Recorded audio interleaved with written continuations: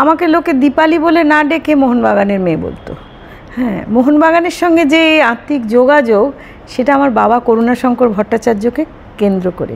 মানে এটা কত সাল, মানে সেটা কোন সময় যখন তোমাকে মোহনবাগানে? আমি তখন আমি তো 69-এ হায়ার সেকেন্ডারি পাস করেছি, আর্লি 60 মিড 60s-এ। হ্যাঁ, আমার নামই ছিল মোহনবাগানের মেয়ে আর কি। হ্যাঁ, সবাই মোহনবাগানের মেয়ে বলেই ডাকতো। তো যাই হোক, তার মূল কারণ হচ্ছে বাবা, এবং বাবা যে বড় খেলোয়াড় ছিলেন এই বোধটা আমাদের ছিল না, কিন্তু বাবার মুখ থেকে অনেক গল্প শুনেছি, ছোটোবেলার গল্প। তার মধ্যে একটা খুব অদ্ভুত গল্প মনে পড়ে। বাবারা তখন 1934, মানে ঠিক প্রথম বিশ্বযুদ্ধর পরে পৃথিবী অস্থির সেই সময়, এবং পুরোপুরি আমরা ব্রিটিশ আধিপত্যের মধ্যে এখানে রয়েছি। বাবা ফুটবল খেলতে শুরু করেছেন। গ্রামের ছেলে বাবাকে তখন তো তুমি বোধহয় হওনি? না, প্রশ্নই নেই, আমার বাবারই বিয়ে হয়নি তখন, বাবার বিয়েই হয়নি। তো বাবা সাউথ আফ্রিকা যাচ্ছেন। হ্যাঁ, ডক্টর সন্মথ দত্ত হচ্ছেন ইন্ডিয়ান ফুটবল টিমের ক্যাপ্টেন। এটা কিন্তু ইন্ডিয়ান ফুটবল টিম, মোহনবাগান বলে না। হ্যাঁ, সেই সময় স্বাধীনতা অনেক আগে ইন্ডিয়ান ফুটবল। হ্যাঁ, তখন আইএফএ ছিল না, তখন ছিল Indian football team. Indian football team একটা খুব মিক্সড টিম ছিল। সেটা সেই সময় ইন্ডিয়ান হকি টিমে বেশিরভাগ অ্যাংলো ইন্ডিয়ানরা খেলতো, ইন্ডিয়ার র্যাঙ্কিং করতো ফার্স্ট, সেই যুগ এটা। এবং ইন্ডিয়ান ফুটবল টিমে মেশানো কিছু গোরা, কিছু দেশের সমস্ত ছেলেরা, এই নিয়ে ইন্ডিয়ান ফুটবল টিম। এবং এটা সবথেকে বড় বৈশিষ্ট্য হচ্ছে তখনও পর্যন্ত বাবারা পায়ে বুট পরে খেলতো না, খালি পায়ে ফুটবল। এবং তখনকার ফুটবলের ধরনটাই ছিল আলাদা, বাবার মুখে শোনা। এখন যেমন একটা পাওয়ার গেম জোরে, তখন ছিল ড্রিবল করা, কাটিয়ে নিয়ে গোল দেওয়া, একেবারে টোটালি আলাদা ছিল ফুটবলে। বাবা খেলতেন বোধহয় রাইট ইন, মানে ফরওয়ার্ডে খেলতেন। বাবা খুব ভালো স্কোরার ছিলেন। যাই হোক, খুবই কম বয়স, 1934 সালে বাবারা গেলেন সাউথ আফ্রিকাতে পর খেলা। এবং ভারতীয় টিম অসম্ভবভাবে সাউথ আফ্রিকান টিম পুরোপুরি গোরাদের টিম হারিয়ে দিচ্ছে। প্রত্যেক দিন হেডলাইন যে ভারতের টিম এসে ওখানকার সাদাদের হারিয়ে দিচ্ছে। সাংঘাতিক কষ্ট তাদের মনে। ঠিক সেই সময় শেষ খেলাতে তারা একটা অদ্ভুত ধরনের নিলেন, মানে ভারতবর্ষকে হারানোর একটা ট্রিক তৈরি করলেন। কি করলেন না, অসংখ্য কাঁচের বোতল, বাবারা তো খালি পায়ে খেলতো, অসংখ্য কাঁচের বোতল ভেঙে টুকরো করে সারা মাঠে ছড়িয়ে দিলেন। বাবারা খেলতে গিয়েই প্রথমে বুঝতে পারলেন যে ঘাসের মধ্যে কাঁচের টুকরো, এবং কারুর পা কেটে দরদর করে রক্ত পড়ছে। সেই সময় বাবাদের টিমের ক্যাপ্টেন ডক্টর সন্মথ দত্ত ডিসাইড করলেন যে খেলবো না, আমরা মাঠের মাঝখানে দাঁড়িয়ে থাকবো। এবং দক্ষিণ আফ্রিকার টিম পরপর 4টে গোল দিয়ে ভারতের টিমকে হারালো, সেই তাদের প্রথম জয়। এবং ওরা বুট পরে খেলতো, ভারতীয়রা বুট না পরে খেলতো। সুতরাং এই সুযোগটা নিয়ে ওরা, এবং আমার মনে আছে বাবার কাছেই শোনা যে বাবাদের এই ড্রিবল করে গোল দেয়া দেখে ওরা না বাবাদের পায়ের সমস্ত ব্লোন আপ ছবি কাগজে তখন ছাপছে, যে কি ট্রিক আছে এই পাগুলোতে। হ্যাঁ, যে এরা এইভাবে ফুটবলে ট্রেন। তো এইসব গল্প শুনেছি। তো বাবার একটুখানি আগেকার কথা বলি। আমরা বহরমপুরের খুব বর্ধিষ্ণু পরিবারের মানে কি, বাবা ছিলেন পরিবারের ছেলে, কিন্তু দুর্ভাগ্যবশত বাবাদের, মানে আমার ছোট ফুলকাকা যখন প্রায় 1-1.5 বছর বয়স, তখন বাবাদের মা মারা যান। সুতরাং আমার বাবার কাছে এই মা শব্দটা একটা ভয়ঙ্কর, কি বলবো, ভীষণ একটা আবেগের শব্দ ছিল। বাবা মা কথাটা বলতে গিয়ে মাঝে মাঝে চোখে জল, ওই রকম একটা ব্যক্তিত্বপূর্ণ মানুষ, কিন্তু বাবার চোখে জল আসতো। তো বাবারা মাতৃহারা হয়েও মাতৃহারা হননি এই কারণে, আমাদের বিরাট জয়েন্ট ফ্যামিলি ছিল। মানে একটা বাড়ি, মানে একটা বারান্দা দিয়ে আরেকটার সঙ্গে যুক্ত, মানে বাড়ির মধ্যেই আর কি, একটা থেকে আরেকটার সঙ্গে যুক্ত এরকম। এমনকি বাড়িটা এত পরিবারের সদস্যর সংখ্যা বেশি ছিল যে খাওয়ার ঘন্টা পড়তো। ভট্টাচার্য 11 বলে তখন বাবাদের একটা ফুটবল টিমও ছিল, পারিবারিক ফুটবল টিম।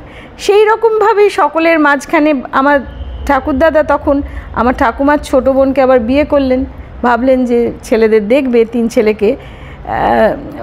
ঠিক সেই ততটা দেখা দেখি হয়ে ওঠেনি, কিন্তু বাবাদের জেঠি কাকিদের কোলে পিঠে তাদের কাছেই জ্বর হলে শুয়ে টুয়ে বাবারা আস্তে আস্তে বড় হতেন। দাদু ছিলেন ম্যাজিস্ট্রেট, বদলি হতো, কন্টাইতে থেকেছেন, কখনো কোথায় থেকেছেন, তারপরে কলকাতায় বকুল বাগানে এসে থেকেছেন। বাবা আমার যতদূর জানি না মানে আমি জানি যে কৃষ্ণনাথ কলেজিয়েট স্কুল থেকে ম্যাট্রিক পাশ করলেন। ঠিক সেই সময়, ঠিক তার পরে কলেজে ভর্তি হওয়ার সময় বাবা বহরমপুরের স্কোয়ার ফিল্ডে একদিন এমনি খেলছেন, যেখানে আপাতত আমি আর আমার দাদা মিলে বাবার নামে একটা ফুটবল একাডেমি তৈরি করেছি, করুণাশঙ্কর মেমোরিয়াল ফুটবল একাডেমি। এবং তারা খুব ভালো নতুন ছেলেপিলেদের নিয়ে ট্রেনিং দিয়ে চারিদিকে তারা নানা রকম ট্রফি জিতছে। সেই মাঠে বাবাকে দেখলেন হচ্ছে দুঃখীরাম মজুমদার। তখন উনি গ্রামে গঞ্জে গিয়ে এত ডেডিকেটেড একজন কি বলবো সোল ছিলেন, উনি খেলোয়াড় খুঁজে আনতে, এই আজকালকার দিনে হয় না। তো উনি বাবাকে ওই রকমভাবে খেলতে দেখে মাঠে বাবাকে স্পট করেন। আমার দাদু ট্রেনার ছিলেন ফুটবলের, হ্যাঁ উনি মানে একেবারে ঐতিহাসিক একজন ফুটবল খেলোয়াড় তৈরি করায় ওনার নাম প্রচুর। তো যাই হোক, দাদুর কাছে বলাতে দাদু তো একেবারে প্রায় ভেঙে পড়লেন। তার কারণ হচ্ছে মানে অনেকটা আমার শিল্প চর্চা করার মতো বাবা যেমন ভেঙে পড়েছিলেন, জোর করে যোগমায়াতে ভর্তি করে দিয়েছিলেন পড়াশুনোটা শেখা দরকার বলে। আর আর্ট কলেজটাকে একেবারেই তখন ভাবেননি যে কোনোভাবে সেটা কোনো মানে গুরুত্বপূর্ণ বিষয়। তো সেই রকমই আমার ঠাকুরদাদাও বাবাকে বললেন যে এটা হতেই পারে যদি কলকাতায় গিয়ে কলেজে ভর্তি, ম্যাট্রিক পাস করেছে কলেজে ভর্তি হয়, তার সঙ্গে যদি খেলাধুলো করে তাহলে মন্দ না, ইত্যাদি ইত্যাদি। কিন্তু যার ভবিতব্য বাবা ভালো স্টুডেন্টও ছিলেন। বাবা প্রথমে বিএ, এমএ, ল এই সমস্ত পড়াশুনো পরপর করেছেন এবং সঙ্গে একেবারে ভয়ঙ্করভাবে একটু স্বদেশীও ছিলেন বাবা। সেই স্বদেশী হওয়ার জন্য চাকরি পেতে অসুবিধে হতো, মানে লুকিয়ে টুকিয়ে রাখতেন তখন বন্দুক টন্দুক। তো যাই হোক, কলকাতায় এসে বাবা প্রথম এরিয়ান ক্লাবে খেলা শুরু করলেন এবং সেইখানে এরিয়ান ক্লাবে যখন খেলছেন তখন দুঃখীরামবাবুর একটা খুব মানে গুরুত্বপূর্ণ কথা যেটা চারিদিকে ঘুরে বেড়াচ্ছে, খুব ছোট বয়স তখন, কত 17-18 বছর, কলেজে সবে ঢুকেছে, তাকে একটা গুরুত্বপূর্ণ পজিশনে খেলাচ্ছেন উনি, এই ডুরান্ট খেলতে গেছে। সেইখানে বাবা পরপর স্কোর করে, বাবা খুব ভালো স্কোরার ছিলেন। আমি পুরনো বাবার একটা বই লেখা হচ্ছে, তাতে দেখছি যে বাবা খুব গোল করতে পারতেন, মানে পায়ের কাজটা খুব ভালো ছিল। তো যাই হোক, তো সেইখানে উনি একটা খুব ভালো গুরুত্বপূর্ণ কথা বলেছিলেন, ও তো যে সে নয়, ও হচ্ছে জাত কেউটে। এই কথাটা সব জায়গায় ঘুরে ফেরে, তো মজাই লাগে। তো তারপরে বাবা সাউথ আফ্রিকার পরে নেক্সট হচ্ছে বাবা ইন্ডিয়ান ফুটবল টিমের, ততদিনে বাবা অনেকটাই এগিয়েছেন। বাবা ইন্ডিয়ান ফুটবল টিমের ক্যাপ্টেন। বাবা গেলেন হচ্ছে ইয়েতে কি বলে অস্ট্রেলিয়া, সেই জাহাজে করে তখনকার দিনে যাওয়া। এখন যদি মোহনবাগানের কথা ধরি বা যে কোনো ফুটবল ক্লাবের কথা ধরি, তারা বাইরে থেকে সকলকে নিয়ে আসছে, বাইরে থেকে প্লেয়ারদের নিয়ে আসছে, এখানকার প্লেয়াররা আছে তার সাথে বাইরের প্লেয়াররা এসে খেলছে, কিন্তু সেই সময় বাইরে গিয়ে খেলছেন এবং সেখানকার হেডলাইন হচ্ছে। একটা অস্বাভাবিক ক্রাইসিসের মধ্যে দিয়ে ইস্টবেঙ্গল মোহনবাগান যাচ্ছে। আমাদের ছোটোবেলায় কি ছিল, মোহনবাগান যেদিন হারতো বাড়িতে হাঁড়ি চড়তো না, তো সেই রকম পরিস্থিতি ছিল। তো সেই সময় যখন ধরো এই পেপারের কাটিংগুলো তুমি যখন দেখো, এই যে আশ্চর্য লাগে। এই তো মানে বাবা চিরকাল তার পরবর্তীকালে রেডিওতে কমেন্ট মানে অনেক রকম প্রোগ্রাম করতেন, তখন বারবারেই বলেছেন যে ইয়াং প্লেয়ারদের কোচিং দিয়ে বড় না করতে পারলে, এত বড় দেশ ভারতবর্ষ, আমাদের দেশে ফুটবলার থাকবে না। আমরা আফ্রিকা থেকে, আমরা ইউরোপ থেকে যারা রিটায়ার করে যাচ্ছে তাদের বেশি দাম দিয়ে নিয়ে আসছি। আমার না মানে এত কষ্ট হয় যে ফুটবল থেকে ইন্টারেস্টটাই আস্তে আস্তে চলে গেছে, যে ফুটবল এত প্রিয় গেম ছিল সেটার থেকেই চলে গেছে। তো বাবার বিষয়ে ফেরত গিয়ে বলি যে অস্ট্রেলিয়ার ট্রিমেন্ডাস সাকসেস, তখন ঠিক তার আগেই বাবার বিয়ে হয়েছে। হ্যাঁ, তো মার কাছে শুনেছি বাবা জাহাজ থেকে নেমে বাড়িতে কিছু গাড়ি ঘোড়ায় আসেননি, সাপোর্টারদের কাঁধে চড়ে বাড়ি ফিরেছিলেন। তো এইরকম একটা জনপ্রিয়তা ছিল বাবার, খুব সুদর্শন সুন্দর চেহারা ছিল এবং বাবার বাচনভঙ্গি খুব ভালো ছিল, বলতে পারতেন সব কিছু। এর আগেও একটা কথা বলতে ভুলে গেলাম, বাবারা শ্রীলঙ্কা গিয়েছিলেন, এটা ইম্পর্ট্যান্ট এই কারণে বলছি। জ্যোতিষ জ্যাঠা মানে জ্যোতিষ গুহ, যিনি পরবর্তীকালে মোহনবাগান ইস্ট বেঙ্গলের ফুটবল সেক্রেটারি, সেই সময় আমার বাবা মোহনবাগানের ফুটবল সেক্রেটারি, এরা সেই খেলার সময় থেকে একসঙ্গে শ্রীলঙ্কায় গিয়েছিলেন। তখন গোষ্ঠপাল ক্যাপ্টেন ছিলেন ইন্ডিয়ান ফুটবল টিম, বাবা জ্যোতিষ জ্যাঠা ছিলেন গোলকিপার, খুব ভালো গোলকিপার ছিলেন, বিরাট লম্বা সুন্দর চেহারা। পাশের বাড়িতে, আমরা যে লেক প্লেসে বাড়িতে থাকতাম, পাশের বাড়িতে জ্যোতিষ জ্যাঠা থাকতেন। তো যাই হোক, তো বাবার সেই সময়ে নিজে খেলতে কিছু যাওয়া, আর পরবর্তীকালে মোহনবাগান টিমকে নিয়ে আফ্রিকা গিয়েছিলেন, ইস্ট আফ্রিকা টিমের কথা মনে পড়ে। তার আগেও গিয়েছিলেন ইন্দোনেশিয়া। সেইখানে ফিরে এসে বললেন এই ছেলেটার পায়ে খুব ভালো কাজ। চুনি গোস্বামীকে, চুনিদা তখন একেবারে ছোট, আমাদের বাড়িতে নিত্য আসা যাওয়া, বললেন এর যা কাজ না, এ খুব নাম করবে, খুব বড় খেলোয়াড় হবে। বাবা ফেরত এসে বললেন। তো এইরকমভাবে ফুটবলের সঙ্গে একাত্ম হয়ে বড় হওয়া। বাবা যে এত ভালো খেলোয়াড় ছিলেন বা এই মানের খেলোয়াড় ছিলেন, সেটা এই কোভিড পিরিয়ডে আবিষ্কার করলাম। তার আগে তো বাবাকে বাবা হিসেবেই জানতাম। মজার মজার ঘটনা আছে। আমি যখন কলেজে পড়ি, একটুখানি যার সঙ্গে থামাই, মানে ধরো তুমি বলছো কোভিড পিরিয়ডে আবিষ্কার করলে, কিভাবে আবিষ্কার করলে? মানে এই আবিষ্কারটাও খুব গুরুত্বপূর্ণ। তার আগে এরকম একটা মানুষ, মানে করুণাশঙ্কর ভট্টাচার্য এখনকার প্রজন্মকে বললে কতজন চিনতে পারবে, আমার কাছে ডাউট আছে, প্রশ্ন আছে। তুমিও বলছো যে আমি আবিষ্কার করলাম, এইভাবে না আমি জানতাম যে বাবা ইন্ডিয়ান ফুটবল টিম, বাবার সব কিছুই আমি জানতাম, কিন্তু বাবার এই যে একটা বিরাট মাপ, এই হাইটটা আবিষ্কার করলাম ওই সমস্ত কাগজের কাটিং পরে। আর তারপরে আমার দাদা অস্ট্রেলিয়ান আর্কাইভে গিয়ে, সাউথ আফ্রিকান আর্কাইভে গিয়ে বাবা কত গোল কোন খেলায় করেছে ইত্যাদি, এইগুলো দিয়ে বুঝতে পারলাম যে একেবারে উইজার্ড ছিলেন, একেবারে জাদুকর ছিলেন।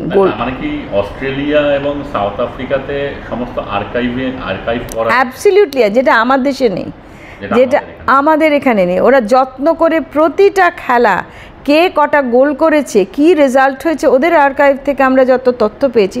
এটার কারণ হচ্ছে কোভিড পিরিয়ডে তো অত কাজ ছিল না। সেই সময় আমি আর দাদা ঠিক করি যে বাবার সম্পর্কে একটা বই প্রকাশ করব।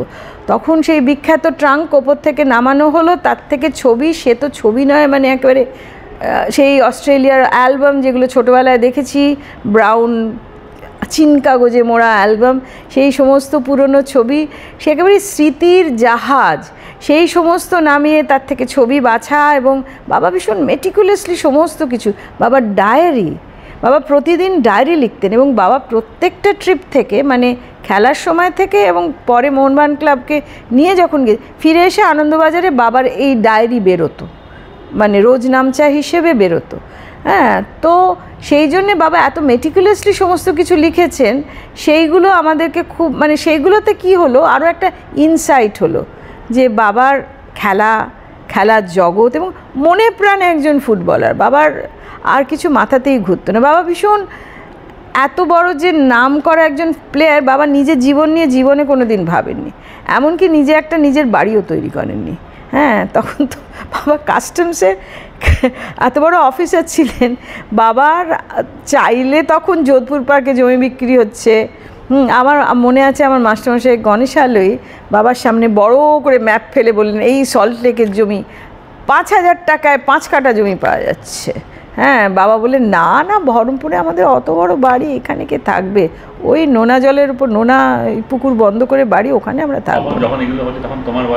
আমি তখন কলেজে মাস্টারমশাইয়ের কাছে ন্যাশনাল স্কলারশিপ করছি। সেই সময় আমি কলেজে তখন পড়াশুনো করছি। আচ্ছা, কলেজে ভর্তি হওয়ার ব্যাপারেও বাবার একটুখানি সংশয় ছিল তো বটে। এবং এই পরীক্ষাটা কলেজে গিয়ে দিয়েছিলাম একেবারে গোপনে। বাবাকে মানে গিয়ে পরীক্ষা দিয়ে যখন কলেজে অ্যাডমিশন পেলাম, এখন তো বাবা মারা দেখি খাবার দাবার নিয়ে ডাবের জল টল নিয়ে বাইরে অপেক্ষা করে, আমাদের কেস একেবারে আলাদা ছিল।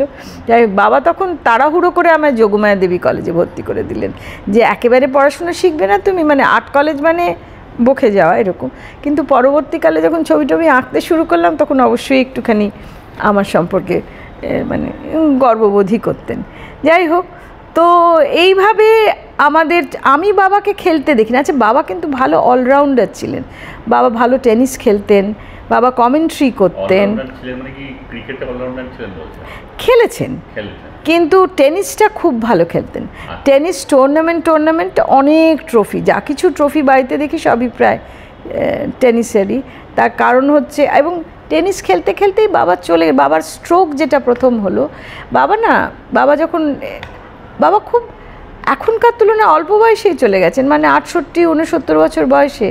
এখন সেই সময় প্রত্যেক দিন মানে মা মানা করতেন, প্রচণ্ড গরম রোদ্দুর, ওরকম টুর্নামেন্ট খেলার দরকার না, আমি ডাবলস খেলছি, সিঙ্গলস খেলছি না বলে বাবা টেনিস র্যাকেটটি বগলে নিয়ে 24 নম্বর, তখনকার দিনে 24 নম্বর ট্রামে চড়ে মাঠের দিকে, মাঠই ছিল প্রাণ। তো সেই রকমই একদিন যখন আমাদের সকলের জীবন খুব স্বাভাবিক, একেবারে কি বলবো, যে আমি সিএলটিতে ছবি আঁকা শেখাতে গেছি, দাদা ভালো টেবিল টেনিস খেলতেন, দাদা বোধহয় YMCA-তে এখানে টেবিল টেনিস খেলছে, মা রামকৃষ্ণ মিশন কালচারে করছেন, মানে পাঠ শুনতে গেছেন। ঠিক সেই সময় খবর এলো যে বাবার ম্যাসিভ হার্ট অ্যাটাক হয়েছে, বাবা পিজিতে ভর্তি। এই যে তারপরেও কিছুদিন ছিলেন, তারপরে সেকেন্ড অ্যাটাক হলো, এই যে জবনিকা পতন হলো আমাদের জীবনে।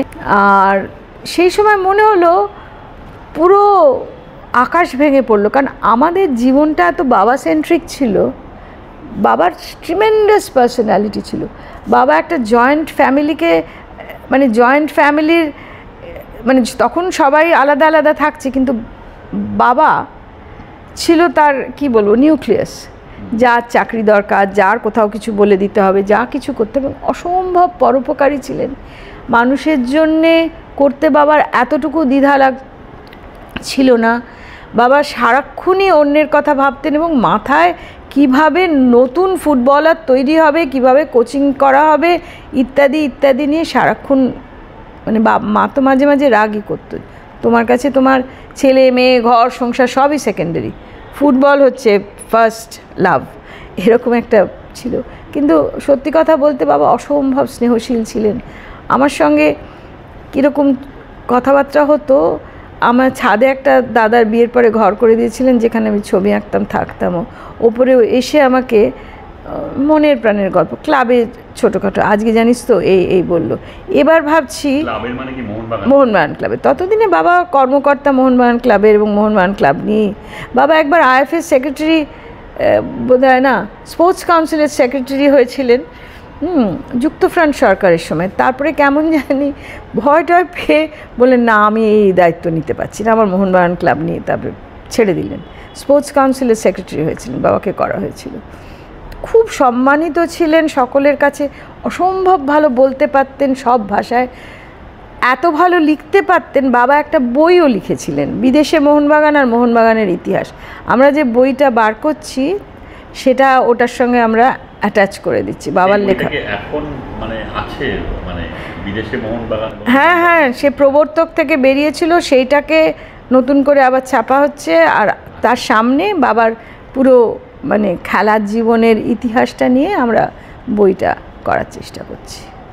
আচ্ছা, এটা তো ধরো উনি আফ্রিকা গেছিলেন, অস্ট্রেলিয়া গেছিলেন, ভারতীয় দলের হয়ে যা খেলেছেন, মোহনবাগানের হয়ে ওনার খেলার কোনো স্মৃতি বা মোহনবাগানের সাথে জড়িয়ে থাকা কোনো স্মৃতি? হ্যাঁ বটেই তো, উনি এরিয়ান্স থেকে মোহনবাগানে এসে গেলেন। ইন্ডিয়ান ফুটবল টিম কী করতো তখন, বিভিন্ন ক্লাব থেকে প্লেয়ারদের নিয়ে ইন্ডিয়ান ফুটবল টিম হতো। ইন্ডিয়ান ফুটবল টিম বলে তো ওরকম কিছু ছিল না, মোহনবাগান, ইস্টবেঙ্গল, যে ক্লাবগুলো এরিয়ান তার থেকে বেছে নেওয়া হতো, নিয়ে ইন্ডিয়ান ফুটবল টিম।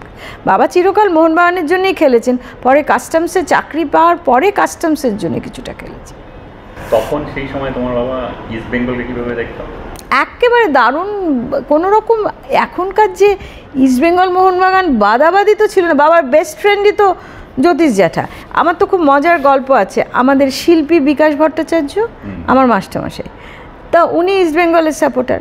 আর কোনো খেলাধুলো হলে প্রত্যেক দিন বিকাশদাকে খেলা দেখতে যেতেই হবে। হ্যাঁ, তা অপেক্ষা করে টিচার্স রুমে বসে আছেন, আমি আসছি না বলে তার উত্তেজনার শেষ নেই। তারপরে আমি বাবার কাছ থেকে চ্যারিটি ম্যাচের টিকিট কেটে এনে দিলাম, টিকিট নিয়ে এসে দিলাম। বিকাশদা মাঠের মাঝখান দিয়ে দৌড়ে খেলা দেখতে চলে গেলেন।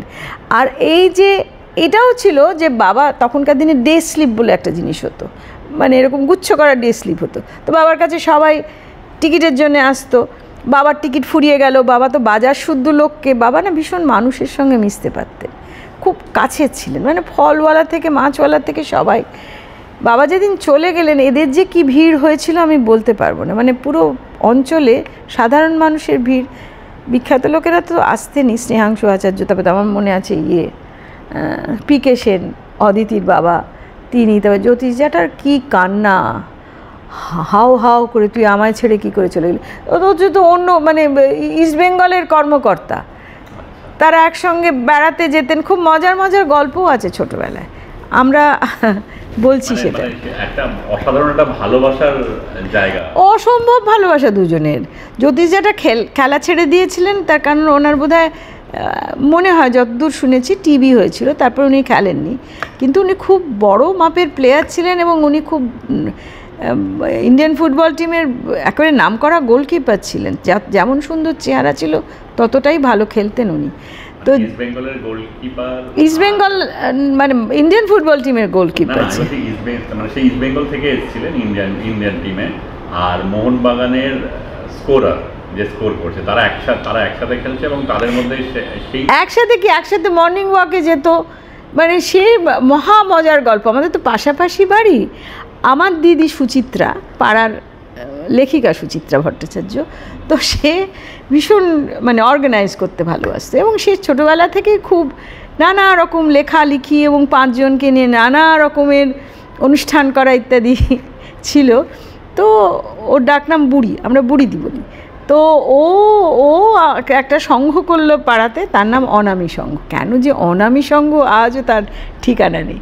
যাই হোক, খুব ইন্টারেস্টিং। ও আমাদের নাচ শেখাতো এবং আমরা না এত সাধারণভাবে বড় হয়েছি যে সবাইকে একসঙ্গে দক্ষিণীতে নাচে শিখতে যাওয়ার ইয়ে ছিল না। বুড়িদি ভালো নাচে, ওকে পাঠিয়ে দেওয়া হলো, বুড়িদি বাড়ি এসে আমাদের বাকি বোনেদের শেখালো, এটাই ছিল সিস্টেম তখন।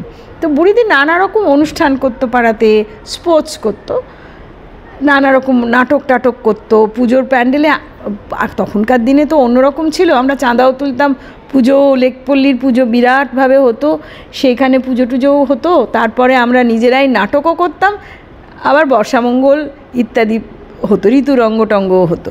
তো আমাদের একটা পাড়া নিয়ে সবাই মিলে, আর তার নেত্রী বুড়িদি।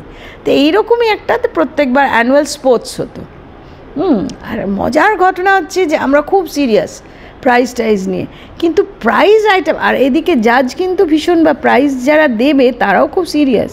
জ্যোতিষ জ্যাঠা আর বাবা চেয়ারে বসে, ফুলকাকা একটা চেয়ারে বসে, এরা 3 জন চেয়ারে বসে আছে, পাড়ার ছেলেমেয়েরা দৌড়চ্ছে, কখনো 3 লেগের রেস, কখনো সেই বস্তায় ঢুকে রেস, কখনো এমনি ফ্ল্যাট রেস ইত্যাদি নানা রকম গোয়াজুলাক সব কিছু চলছে। কিন্তু প্রাইজ দেখলে মানে টেবিলের ওপর, কিন্তু সবার মুখ খুব সিরিয়াস, টেবিলের ওপর প্রাইজ সাজানো আছে, কালির খালি বোতল, তাতে গাছ থেকে পাড়া ফুল, হ্যাঁ, তার মধ্যে 3rd প্রাইজ হচ্ছে শুধু ছিপি। আমি ফ্ল্যাট রেসে 3rd হয়ে ছিপি পেলাম, সেই ছিপি নিয়ে কি সগৌরবে বাড়ি ফিরলাম।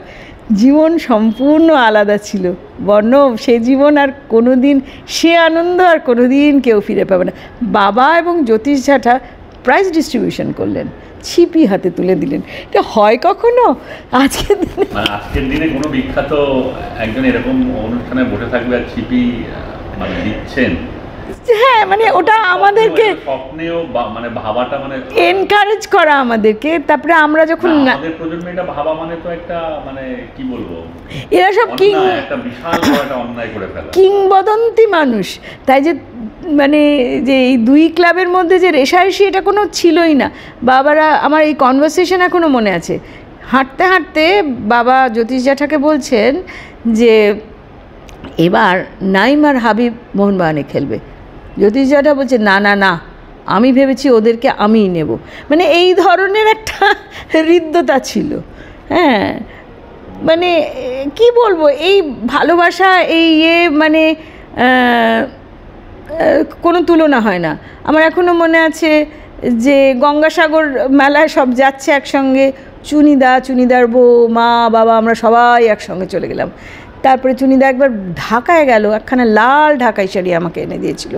হ্যাঁ, তো সম্পর্কগুলো অনেক আন্তরিক ছিল, সম্পর্কগুলো অনেক জেনুইন ছিল, আসল সম্পর্ক ছিল, ভেতর থেকে ক্লাবের প্রতি ভালোবাসা ছিল, কিন্তু কোনো কালিমা ছিল না।